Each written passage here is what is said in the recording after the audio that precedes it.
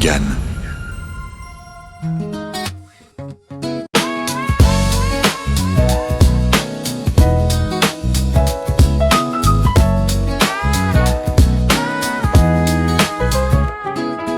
Bonjour et bienvenue dans Chapitre 0, le podcast Dardigan, éditeur de livres audio où les histoires prennent vie et les voix aussi. Je suis Arnaud Leridan, comédien chez Dardigan et je serai votre hôte pour cet épisode. Aujourd'hui, nous avons le plaisir de recevoir une invitée dont l'engagement, l'empathie et l'authenticité nous ont grandement marqués. Reine de beauté, chroniqueuse, ambassadrice de l'UNICEF, mannequin, animatrice de radio et de télévision, autrice, maman, elle ne s'arrête jamais. Oui, il y a des professions que j'ai zappées depuis longtemps. Mannequin, c'était il y a 20 ans. Eh oui, mais ça compte quand même. Dans Miss à nu, donc son dernier ouvrage, elle se confie en toute transparence sur une nouvelle période de sa vie, mais aussi sur les événements de son passé. Un livre drôle, cash, touchant, qui parle de cycles, de chaos, de renoncement, mais surtout de lucidité et de liberté.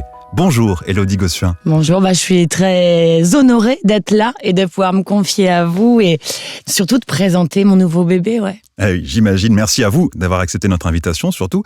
Alors, comment allez-vous, pour commencer ? Ça va plutôt pas mal, j'avoue.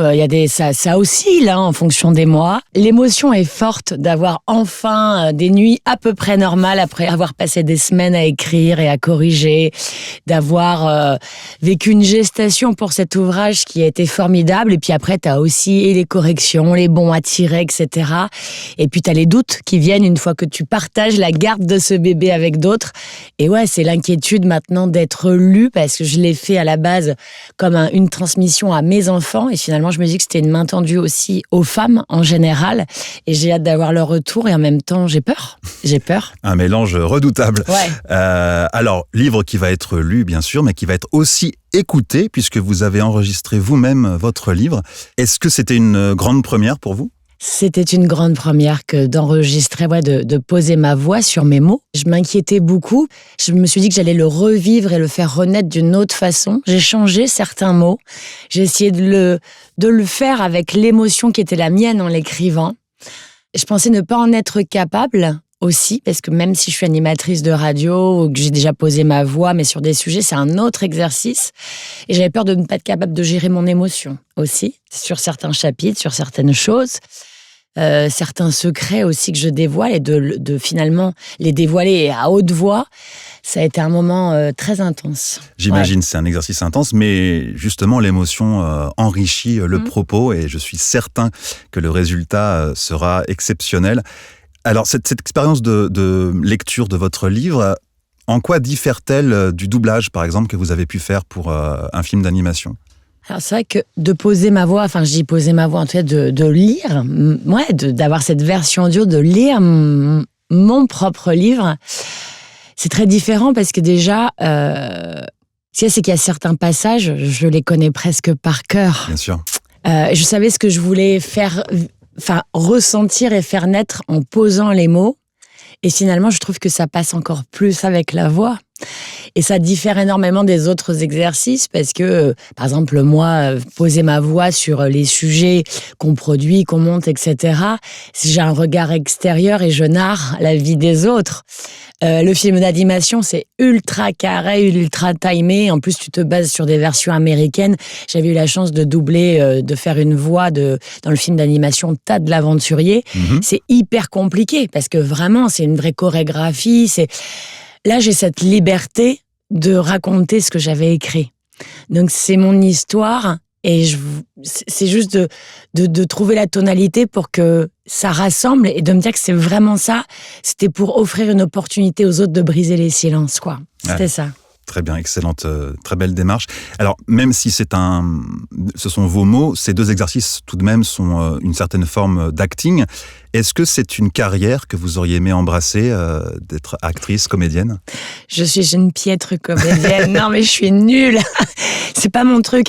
Moi, je n'arrive à faire que, alors, à moins de jouer mon propre rôle, quoi. Que ce soit pas un rôle de composition, peut-être, éventuellement.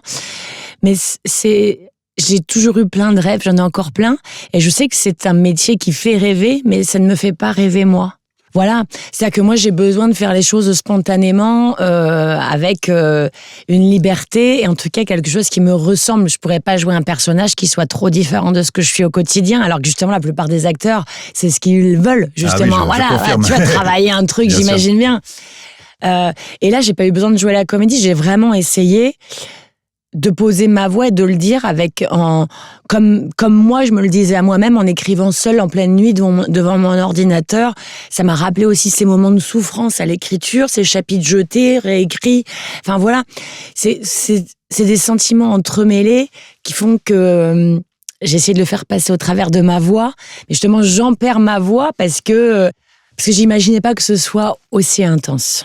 Oui, j'imagine. Et puis, évidemment, encore une fois, ce sont vos mots, c'est votre histoire. Il y a une sincérité qui sera palpable. J'essaie d'être vraie, en tout cas. C'est vrai. Ouais. J'en doute pas. Et vous parliez de rêves, de métiers qui font rêver. Avant de devenir Miss France, quel était le métier qui vous faisiez rêver ? Petite, je rêvais d'être sage-femme ou pédiatre. D'accord. Donc dans le milieu médical.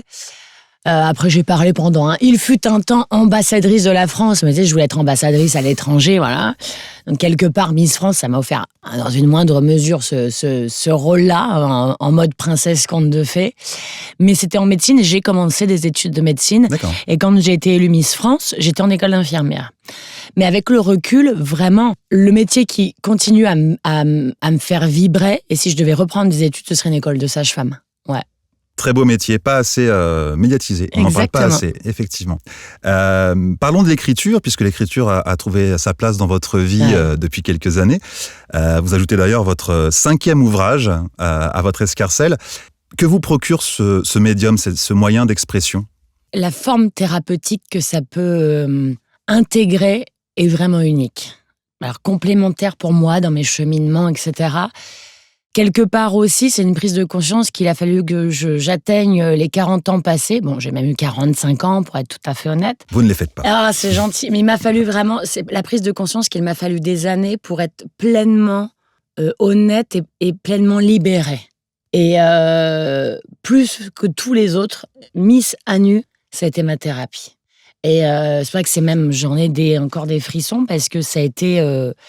Dans les remerciements de ce livre, j'ai vraiment la métaphore on dit toujours que c'est un bébé, un 5e bébé, mais j'ai vraiment fait cette métaphore et il y a vraiment eu cette image de la grossesse parce que il y a eu des moments vraiment compliqués, quoi. Parce que des remises en question, parce que des moments où t'as plus d'inspiration, où t'as les idées dans ta tête, mais les mots ne vont pas avec. Puis tout d'un coup, c'est l'effusion, mais t'as plus le temps, où t'as les enfants entre deux. Combien de fois dans le livre, j'écris, bon, il est 21h54, bon, je suis désolée, je m'arrête, j'ai 20 ongles de pied à couper.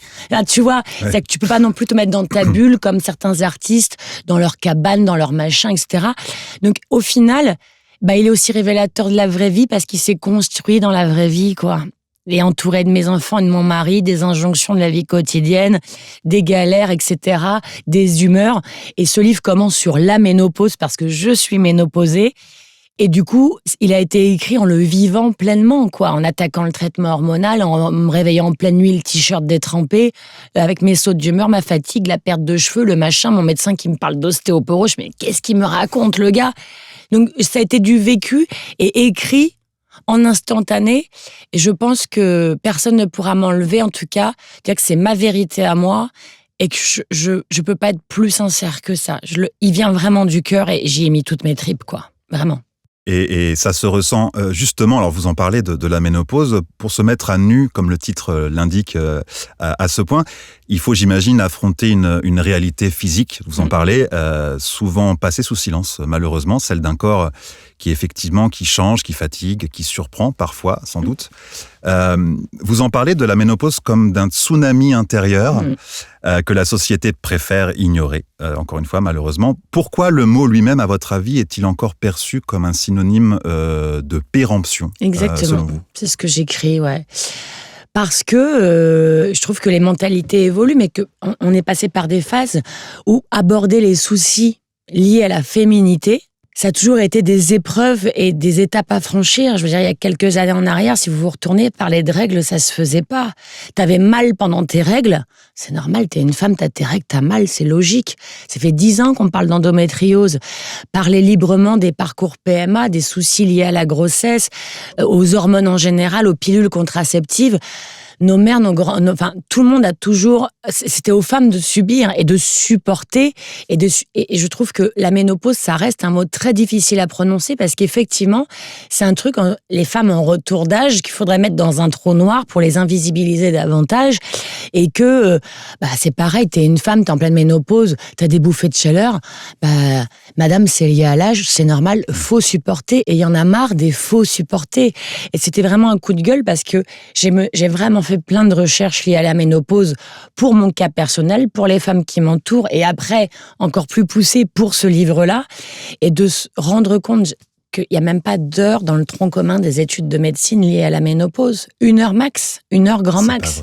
Il y a une étude actuellement en cours auprès de 100 000 femmes. Les résultats globaux définitifs, c'est pour dans 10 ans.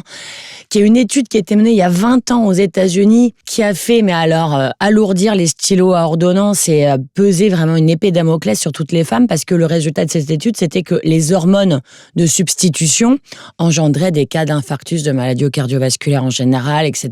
Que c'était des cancers du sein, évidemment.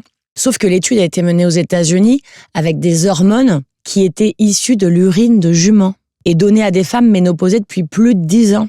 Donc il y a quand même un fossé, il a fallu attendre 20 ans pour qu'il y ait que quelques mea culpa de certains médecins qui disent « Ah ouais, mais c'est pas les mêmes hormones que ce que nous on donne en France, que les hormones en France sont bio-identiques, et les hormones, tu dois les prendre sur une courte période et en pleine ménopause, pas 10 ans après. » Donc en fait, on se retrouve confronté à un manque d'intérêt, à des délais considérables, à un manque de financement aussi évident. C'est que dans le livre, je le dis, et je suis désolée, mais c'est la réalité, quand il a fallu aller chercher le Viagra, on a mis 450 millions de dollars sur la table et on l'a sorti en 4 ans. À un moment donné, pour vraiment un phénomène biologique qui concerne toutes les femmes, que ce soit maintenant ou plus tard, toutes les femmes le vivent ou le vivront un jour. Bien sûr. Et oui, bien sûr, et vous faites bien d'en parler. Et justement, vous parlez du corps des femmes et de ce qu'elles traversent avec beaucoup de franchise, et c'est effectivement nécessaire de nos jours. De nombreux humoristes, par exemple, commencent aussi à en parler, à aborder ce sujet. Vous, est-ce que vous avez hésité avant d'en parler aussi ouvertement, ou ça s'est fait naturellement ? Tu parlais d'humoristes, c'est vrai qu'il y en a certaines qui m'ont beaucoup inspirée. D'écouter, par exemple, Florence Foresti, quand toi t'es enceinte ou jeune maman, elle te décomplexe à mort, tu déculpabilises et ça fait un bien fou. Parce que oui, quand je suis devenue maman la première fois, j'avais 26 ans, j'ai voulu suivre tous les guides modes d'emploi de comment être une bonne mère. Bien sûr. Tu veux tout faire parfaitement, mais tout faire parfaitement, c'est pas forcément adapté à ton enfant, et t'as le droit de demander de l'aide, t'as le droit de pas aller bien, et puis si un soir, c'est pizza, alors oui, pas pour le bébé de 2 mois, mais tu vois, moi en grandissant, là, les tablés, les bons moments, des fois, oui, c'est pizza où je passe faut pas citer de marque, mais au McDrive, au machin, au truc. J'arrête de culpabiliser parce que j'ai pas cuisiné bio, parce que j'ai pas eu le temps de faire tout correctement. C'est vraiment, je trouve, juste révélateur. Alors que, en devenant mère, j'avais vu, pour faire prendre le bain à tes enfants, faut vraiment, alors la température évidemment, mais telle huile d'amande douce, tel machin, le coton-tige comme ceci, l'aspire, le mouche bébé, le truc, le bidule, à avoir tout le temps que des protocoles, t'oublies la notion de plaisir et de savourer juste la vie de tous les jours, quoi. De dire, attends, et si ce soir je prenais un bain avec mes enfants, tu vois, mais de juste profiter de la vie un minimum. Donc il y a des gens qui te font du bien et de parler avec les autres, il y a que ça, le fait que la parole soit libérée, c'est là où c'est salvateur et c'est libérateur pour tout le monde. Malgré tout ça, je savais que je voulais pas un livre. Dès le départ, je l'ai dit aux éditions Le Duc, parce que je sais que c'est aussi la tendance des livres confessions. Je dis, moi, je veux pas un livre égocentré. Alors, c'est paradoxal, parce qu'au final, il l'est. Bien sûr que c'est ma tronche sur la couverture. Ça part de toi, bien sûr. Bien sûr. Mais je voulais que, sans prétention aucune, me dire que peut-être je pouvais être utile en confiant certaines choses. Après, il y a des sujets très douloureux que j'ai longtemps enfouis, comme l'avortement. J'ai subi un avortement à 17 ans. Ce chapitre-là, donc la poussière sous le tapis, je l'ai modifié, réécrit, jeté, retravaillé des dizaines de fois. Bien sûr que j'ai eu peur et j'ai toujours peur. Mais c'est la marque de la sincérité aussi, d'avoir peur de ce qu'on livre. C'est tout à fait compréhensible. Alors, tu parlais de ta maternité et de fait d'être maman. Tu es mère de 2 paires de jumeaux. Oui. Alors déjà, bravo. Merci. Et qu'est-ce que tu souhaiterais nous dire sur l'expérience de la maternité, justement ? La maternité, c'est très compliqué justement de trouver les mots justes. Ça chamboule tout. Ton monde est différent. C'est qu'il y a un truc typique. Avant, tu dis même, je sais pas, ta vie, tu sais pas comment t'occupes tes journées où tu cours partout. C'est soit l'un, soit l'autre, et tu sais pas forcément vers où et comment et pourquoi. Ça donne un sens à tout. Tous les choix que tu fais, tu penses à eux, tu penses tribu, tu penses plus que à toi. Et c'est le plus beau voyage qui soit. C'est des sentiments fous. Et en même temps, c'est aussi des angoisses et des situations que tu peux pas anticiper et qui te font vivre aussi l'enfer au quotidien. Est-ce que tu as des conseils, des observations Ce qu'il y a, c'est que donner des conseils, je trouve ça, se poser en donneur de leçons, c'est impossible parce que ce que tu apprends en devenant parent, c'est que justement, tu ne supportes plus les injonctions. Moi, allez, tu devrais faire ceci ou cela. Ah ben moi, le matin, c'est écrit dans le livre. Moi, mon enfant, le piano, il est trilingue, il mange des brocolis au petit-déj avec des miams. C'est ton gosse, c'est tant mieux pour toi, mais me saoule pas, quoi. C'est un peu ça, c'est-à-dire que typiquement, peu importe les choix de vie de chacun, c'est que tes enfants n'ont pas besoin des parents des autres. C'est à toi de connaître tes enfants et tu t'adaptes à eux, t'apprends à voir en eux leur singularité, tout ce qui les rend uniques. Tu prends conscience aussi que c'est pas un prolongement de toi et que mes filles sont pas des mini-moi, quoi. Elles sont d'ailleurs plutôt la meilleure version de moi-même et je garde pour moi toutes les fêlures et elles arrivent à être bien plus équilibrées que moi à leur âge, tu vois. Mais c'est de te remettre en question en permanence et de savoir gérer et la fatigue et les angoisses et la fatigue nerveuse surtout. Moi, j'ai appris à lâcher prise, à demander de l'aide. En fait, c'est surtout ça, c'est que je voulais tout gérer toute seule, sur tous les fronts, et en fait, se dire que la vraie force, c'est la solidarité, qu'elle soit familiale, avec tes potes, avec les autres femmes, d'échanger, d'oser, en fait, tu vois, justement, se retrouver. Et après, c'est facile de dire ça maintenant, mais c'est vrai que cette période de la ménopause m'ouvre vers une autre vie aussi, où j'ai appris à choisir le formulaire moi-même. Quand je dis ça, c'est-à-dire que j'ai appris à dire non au con, à dire non tout court, à pas avoir à me justifier, à pas chercher à avoir l'approbation du regard de l'autre, et que quand j'ai envie de m'habiller comme ceci, de me barrer toute seule là, ou de dire moi je n'ai pas envie de voir ces gens-là, ou d'aller... je me justifie plus, j'ai plus envie. En fait, pour moi, je trouve que cette période est formidable pour ça. C'est qu'il y a une vraie montagne à gravir et l'escalade est pas facile, mais la vue est super belle depuis là-haut. Belle image. Il y a ça. Et il y a un truc où, pour moi, j'adore ce côté où j'ai tellement, en fait, surtout par rapport à mon métier qui est aussi précaire, tu peux pas de faire de prévisions, même sur le mois d'après, etc. Je disais tout le temps oui, de peur que ça s'arrête. Et le vrai luxe aujourd'hui, c'est de dire non quand ça me ressemble pas. J'ai vraiment cette sensation que c'est un gros merde cosmique. À la vie en général. Si j'ai pas envie, c'est merde, mais il n'y a pas d'autre mot d'air, je ne me justifie plus. C'est juste, je suis moi, je vis, quoi, et basta, tu vois. Donc il y a ça, et tes enfants t'apprennent ça, à vivre aussi en arrêtant de faire des concessions tout le temps pour tout. T'en fais dans ta vie familiale, évidemment. Mais je veux dire, des concessions pour les autres, non, si je fais des concessions, c'est pour mes enfants et mon mari. Et voilà, ça suffit, et c'est déjà amplement suffisant. Ouais, remettre les priorités au bon endroit. Ouais, quoi. C'est ça aussi. Et j'imagine que ce nouveau système de fonctionnement t'a aidé à trouver justement l'équilibre entre la vie de famille, de cette tribu, et la carrière que tu connais, carrière assez hétéroclite d'ailleurs. Ouais, c'est parce que forcément, l'équilibre, il est souvent complexe, mais pour tout le monde, entre nos vies perso, vie pro, et puis vie de femme, vie de mère, t'as l'impression qu'il faut savoir jongler, être, tu vois, en body sexy le soir, mais avant, il faut avoir eu la grosse laine de maman, et le matin, le tailleur de businesswoman. Justement, tu vois, je pense à toutes les femmes de ta vie, mais on peut pas être toutes les femmes à la fois. Déjà, il y a des périodes, pendant des années, je n'ai été que mère, mais mère à 300%, et après, j'ai fait rentrer à nouveau un peu la place pour redevenir, aussi, la femme de mon mari, un peu amante, et puis retrouver aussi ma place de femme d'affaires, avoir envie malgré tout, d'avoir de l'ambition, et c'est pas une injure que d'être ambitieux, Bien ça dépend avec quelle valeur. Exactement. Mais c'est je trouve, compliqué de trouver son équilibre, et difficile d'assumer, justement, de refuser certaines choses. Alors, ça dépend des métiers. Par là, j'entends de dire non pour tel ou tel soirée, tel repas de gala, telle mondanité. Et j'assume pleinement de préférer mon combo bière-pizza chez moi que champagne sur tapis rouge à la Fashion Week, quoi. Tu vois. On l'aime, ce combo bière-pizza. Ouais, grave. Et justement, en parlant de petits cocons, bière-pizza et vie de famille, tes aînés, donc tu l'as dit, prennent leur envol, 18 ans, ça y est. Tu évoques dans ton livre le syndrome du nid vide. Oui.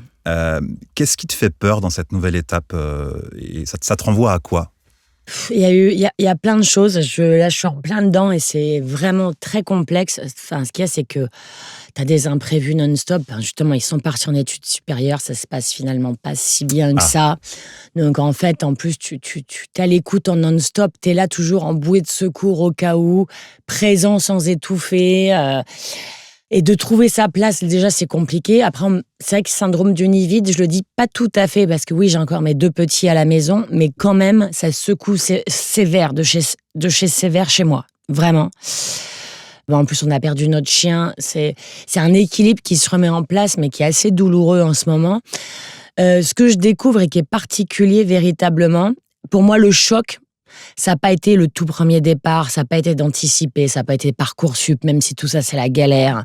Et tu as l'impression que tu dis, plus tu vas vieillir, plus tu vas alléger la charge mentale, tu sais, de l'administratif, du machin. Mais c'est de pire en pire. C'est de pire en pire. Je te crois sur parole. Ah, c'est l'enfer, déjà ça.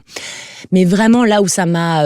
où j'ai vécu un vrai choc, tu parlais de tsunami tout à l'heure, ça a été le syndrome du Tupperware. Et je le dis dans le livre. Les premiers Tupperware, on était en famille, on est souvent tous les 14, c'est-à-dire qu'on vit dans le même village avec mes parents, ma soeur, mon frère. Super journée en famille, délire, pétanque et tout, compagnie. Et d'un coup, en disant, il va falloir partir, ils ont leur permis, donc ils partaient en voiture, covoiturage, tout ça. Et de se dire, ouais, vous allez manger, et de préparer les premiers Tupperware. Et ça, la boîte hermétique, où tu mets les restes, chacun son plat. Ça, c'est beaucoup parce qu'en fait, c'est là où je me suis revue. Moi, récupérer les Tupperware de ma mère, partir moi en études, et à me dire, elle me saoule encore avec son pot-au-feu et son bœuf bourguignon, et j'en ai pas, et je vais encore le foutre à la poubelle. Et je me suis dit la même chose, je me suis dit, ils ne le mangeront jamais, ces restes. Mais ils vont les prendre, parce qu'ils savent tout ce que ça représente, c'est bien plus que de la nourriture. Quoi. C'est le symbole de l'amour maternel, et là, ça m'a vraiment mis une claque, et je les vois partir avec leurs Tupperware pleins, rentrer avec les Tupperware vides. Je sais qu'entre-temps, on s'est passé par la poubelle, mais c'est pas grave, ils savent peut-être tout ce que c'est. Mais peut-être pas, mais surtout, ils savent ce que ça représente, quoi. Mais ça a été une vraie claque. Et puis, c'est dur la vraie claque, c'est le permis, les sorties entre potes, les savoirs sur la route, et puis ne plus savoir où ils sont à l'instant T en permanence. Tu vois, quand je disais, au moins dans mon ventre, je savais où ils étaient, mais l'école maternelle, primaire, tu sais aussi, tu les emmènes, tu vas les rechercher, globalement, ils sont dans cette enceinte-là. Normalement, ils vont pas au-delà. Normalement, si tout va bien, ils sont là. Le collège aussi, t'es averti dès qu'il y a une absence, même le lycée, maintenant, nous, au lycée, on pouvait faire un peu, sécher un peu les cours. Eux, il y a même plus moyen, t'es au courant de tout. Et d'un coup, rupture totale, ils partent et là tu sais même pas avec qui ils traînent, tu sais qu'ils vont tomber sur des connards, tu sais qu'ils vont avoir des mauvaises expériences, des désillusions amoureuses. Et tu te dis, c'est vrai que j'ai fait plein de métaphores et d'images dans le livre, mais il y a vraiment ça, c'est ce côté où, petit, tu les préviens de s'il y a une fourgonnette blanche devant l'école, tu réponds pas au monsieur, même s'il veut t'emmener voir des chiots, même s'il a des bonbons, même si... Mais en fait, ça c'est rien. C'est rien, après c'est pire. Et moi, je n'arrive pas à le vivre et à le supporter. Je suis hyper angoissée et je suis, très stressée de nature. Et c'est un enfer de les voir partir, de leur dire « Ouais, soyez heureux, je t'aime, vous partez avec, vous avez des bonnes racines et en plus, vous avez des ailes assez robustes et puis vous allez kiffer la vie. Et mais oui, sortez, faites-vous des potes et tout. » Et puis ils te disent ouais, puis toi tu te retournes et tu pleures et t'aimerais juste couper les ailes et les garder et les remettre dans ton ventre. C'est ça la vérité, tu vois. Et ça c'est dur, c'est très très dur. Ouais, mais c'est. Mais c'est la vie. Donc tes enfants, on l'a compris, sont ta fierté, mais aussi une grande source d'angoisse. Mais aussi ton phare dans la nuit et bien d'autres choses, j'imagine. Dans ton livre, tu t'adresses à eux comme à ton trèfle. Et tu leur adresses de belles lettres d'ailleurs. Tu veux leur glisser quelques mots maintenant là, s'ils t'écoutent? C'était tout le sens de ce livre, c'est que j'ai eu un déclic, maintenant, il y a plus d'1 an et demi, 2 ans, où je me suis dit que pour les premiers, tu prends quand même le temps de remplir les carnets de naissance, la date de la première dent qui sort, la mèche de cheveux que t'as collée dedans, les échographies et tout ça. Et je me suis rendu compte que j'avais zappé ces livres depuis très longtemps et qu'il y a plein de souvenirs que j'ai pas écrits, où j'ai pas gardé la photo. Tout est dans les téléphones maintenant. J'ai pas fait les albums photos et tout. Et je m'en suis voulu en me disant que c'est important d'avoir cette trace. Et ce livre, je l'ai commencé comme ça, comme une volonté que ce soit un héritage. Et au final, dedans, les lettres sont à la fin et ce livre est bien plus ouvert que ça. Mais c'est vrai que c'était une volonté de transmettre une leçon de vie. C'est vrai d'abord à mes filles. Parce que quoi qu'il arrive, je pense que c'est bien plus compliqué quand même pour une jeune femme de se construire et d'assumer qui elle est et d'avancer sans le regard de l'autre, sans le jugement. Et puis je me suis rendu compte que pas du tout, que ça concernait aussi mes garçons et que c'était cette volonté de montrer telle que je suis. Je sais qu'on peut avoir une image idéalisée de reine de beauté et eux, une image idéalisée peut-être de maman, mais que les secrets de famille ou les non-dits, je dis, ça pourrit inexorablement. Et je le dis, mes grands étaient donc petits, regardaient non-stop Dora. Et je te jure, moi, ça date de cette époque-là. Donc là, on remonte à 16-17 ans en arrière, où je voyais Dora et son sac à dos. Et je me disais, putain, mon sac à dos à moi, il est lourd, parce qu'il y a quand même plein de trucs dont je me suis pas libérée. Et c'est quand même des pierres assez maudites.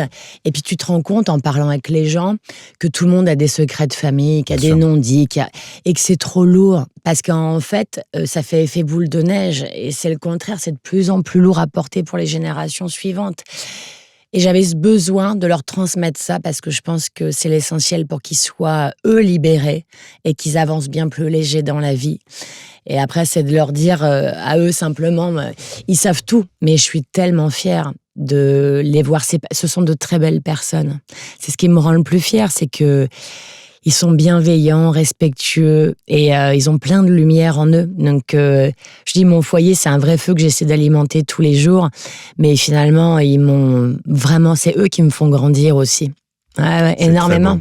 C'est un beau cadeau que tu leur fais, en tout cas. C'est eux, tous les jours. Et tu les nourris beaucoup de ton vécu et de tes expériences. Si toi, maintenant, là, aujourd'hui, tu devais prendre la DeLorean de Doc Brown, partir à 88 miles à l'heure et remonter dans le passé, quel conseil tu donnerais à la jeune Élodie propulsée sous les projecteurs ? C'est assez complexe parce qu'effectivement, jamais j'aurais pu imaginer vivre un tel conte de fées. Et être une maman comblée, etc. Donc, je lui dirais simplement de relever la tête, quoi. D'arrêter de se considérer comme une girafe, plutôt une autruche, à se cacher la tête dans le sable.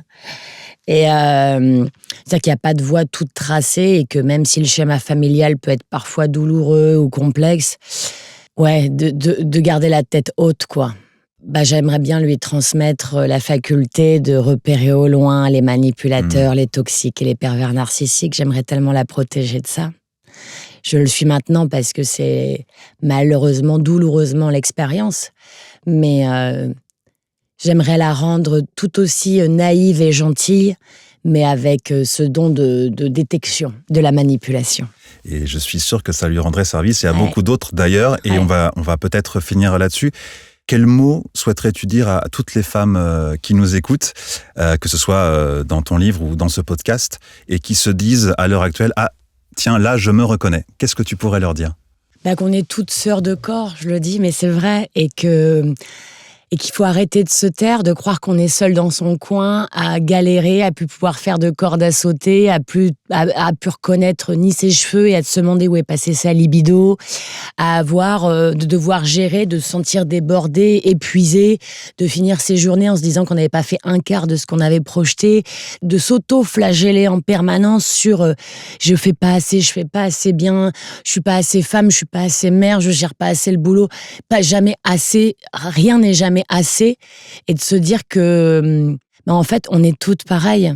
Et je le dis dans le livre, j'ai pas honte, j'assume pleinement de dire que je crois avoir fait pipi dans tous les parkings souterrains parisiens, et que c'est juste une réalité, on peut parler de nos périnées, de nos grossesses, de notre ménopause désormais, qu'il faut arrêter de se taire parce que ça entretient les tabous et la gêne, et que justement c'est en parlant où on se reconnaît et on est toutes pareilles en fait. Le fait de parler autour de moi, je me rends compte, ce qu'on a pu me confier est tellement beau, mais je me dis ce n'est pas possible je n'ai jamais soupçonné ça de la part des femmes, de certaines femmes qui m'entourent, qui tout d'un coup justement se sont libérées.